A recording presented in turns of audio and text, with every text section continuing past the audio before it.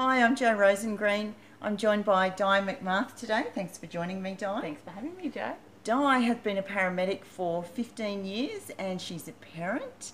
And Di, I'm curious to know, having been a paramedic and seen, I imagine, lots of scary stuff, how's that affected your parenting style? Yeah, maybe the term helicopter parent came from emergency services parents. I don't know. Yeah, I tend to see the worst in everything and maybe overprotect. Do you have conversations with your daughter around what you've seen?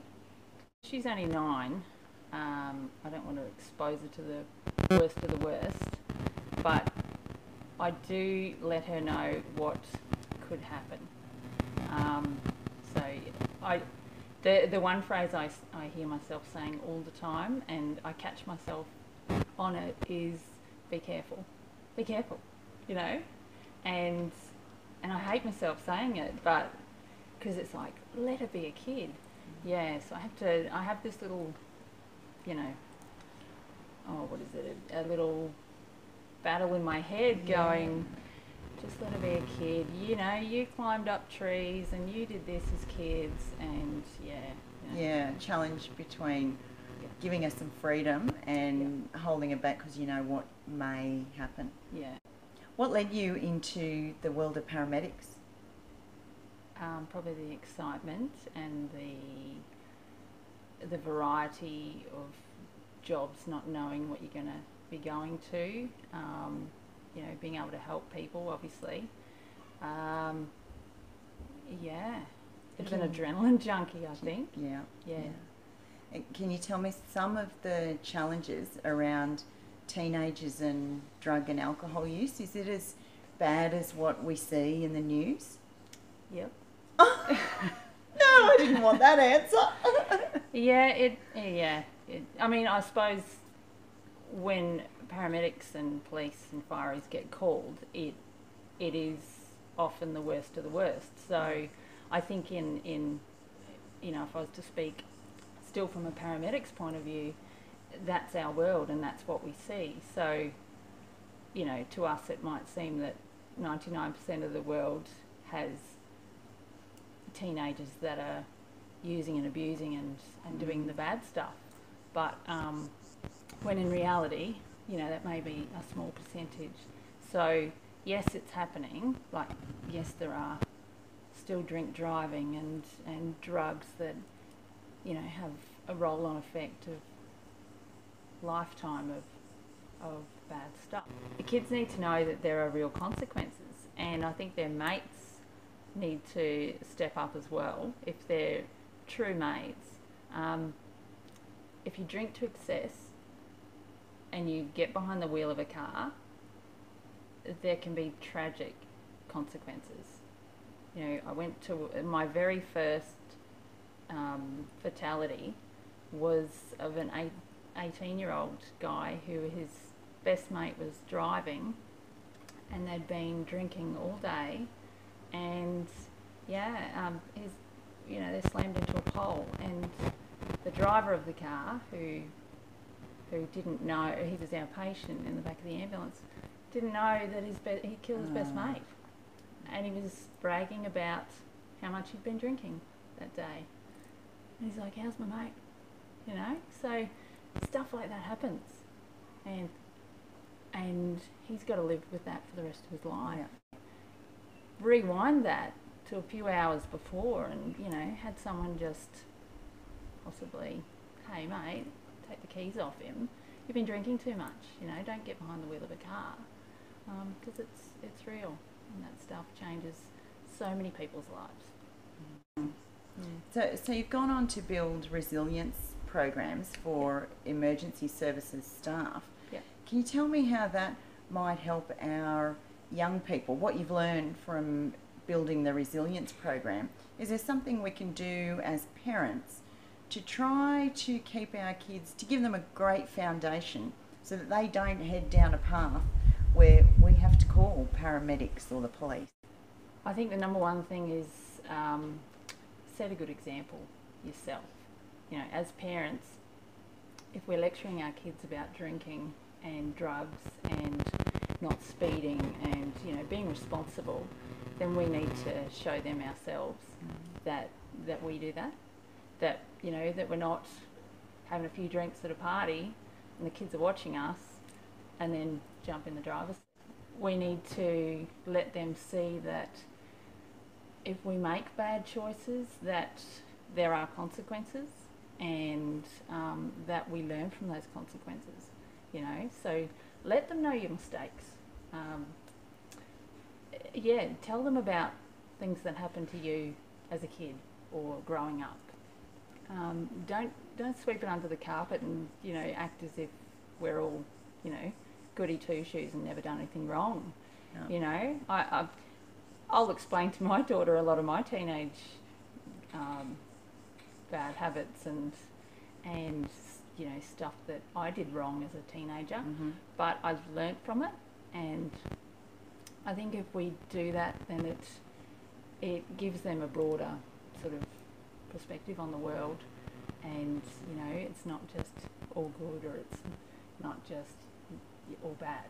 That is interesting, because I find many mums I talk to, we don't want to share the scary stuff or the naughty stuff that we did as teenagers, and we hide that under the carpet, and sometimes we even know it's going on, but we don't want to approach the conversation. Yeah, I think you really have to judge with your child at their age and what age is appropriate for them to be divulging that type of information, and you don't have to go, you know, all overboard, but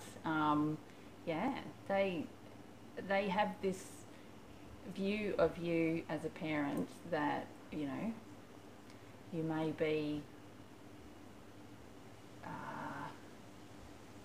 like, no, I'm not going to say they're God, but like they're idol, and that, oh, mum never did anything wrong, you know, and look how she is, you know, that you may be perfect in their eyes, but when in reality it took a lot of moulding and shaping to where you are today. And making mistakes and learning from those mistakes. Absolutely. So I get it. Okay. So don't try to show that we're perfect, because it's important to let them fall and help them back up again and work through that. Okay. Yeah. I'm interested to know what your thoughts are on the discussion around alcohol. There's such an array of ideas out there, from absolutely no alcohol, and there's no alcohol in the home, parents don't drink either, to where parents are purchasing alcohol for underage kids to take to parties. And I know we can, as parents, we can be anywhere in between those two examples, but what's your thoughts on having the conversation? I think you're living in a blinded world if you don't think that your kids are going to try things without you knowing. And as far as, I think we can teach them to be responsible, know when their limits are, and again that goes back to when, you know, we're being a good role model. You know, we're out having a social drink and even saying the words to them, no, I've had enough, I'll just stick to the water now. Or, you know, I've had my limit, rather than seeing us drink and drink and drink and not have an end point. So, you know, teaching them to be responsible, that you can have a social drink, but at, you know, a respectable sort of age, and there are legalities around it, but yeah, just teaching them to be responsible. They need to have choices, and they need to know the outcomes to those choices. So yeah, I think if you're going to put so many rules, kids break rules. We were kids once, we broke rules. You know? It is so interesting being a parent, and then we suddenly, when we've become a parent of teenagers, and we think we can't share any of those crazy things that we did, because that makes us a bad person. When in fact, if we were able to communicate it and speak openly about it, the other side may be better. Tell them, you know, your actions, tell them the consequences of those actions, and whether you learn from it or not. Yeah. And, you know, let them see that it's a process. Yeah, not a black or white. I never drank, that never happened to me, you know, put the blinkers on type thing. It's not real.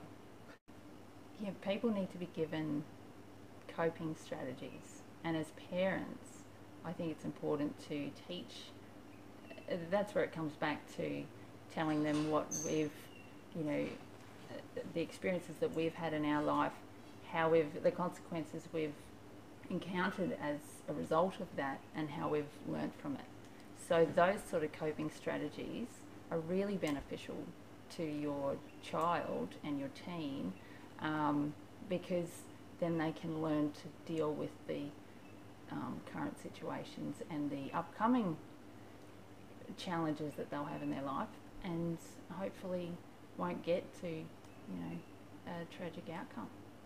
So we try to convey this perfect mother sometimes, that's actually...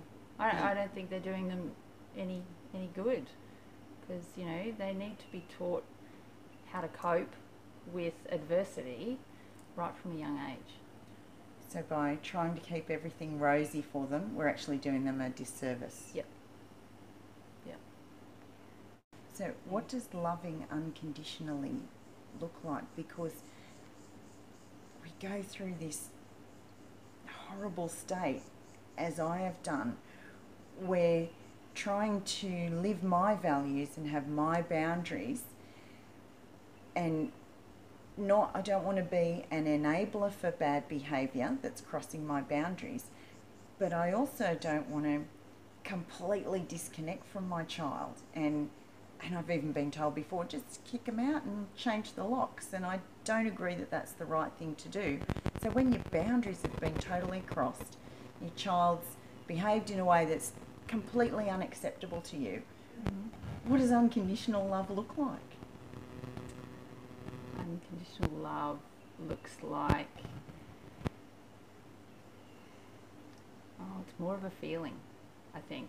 They need to be able to feel that you're still connected, and that no matter what they do, no matter how bad it is, that they've got at least one person, hopefully two, both parents, to support them, and that will be there to hold their hand, help them get up again, you know, like, yeah, it's more of a feeling, I think.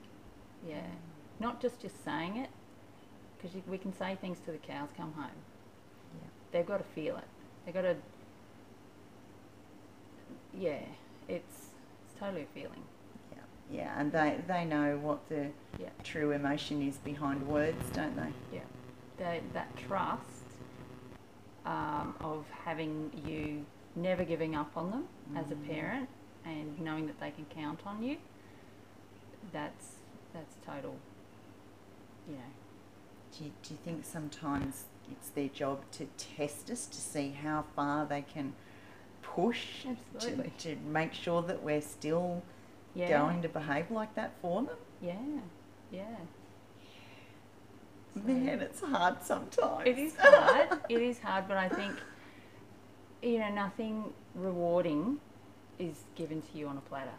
You need to go through those ups and downs to be able to really feel like you've accomplished this, you know, well-rounded human being at the end of your life, and go, yeah, I did a pretty good job, you know?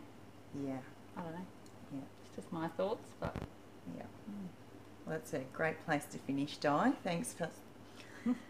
That's a great place to finish, Di. Thanks so much for your time today. Thank you for having me. Thanks, and we'll see you next time.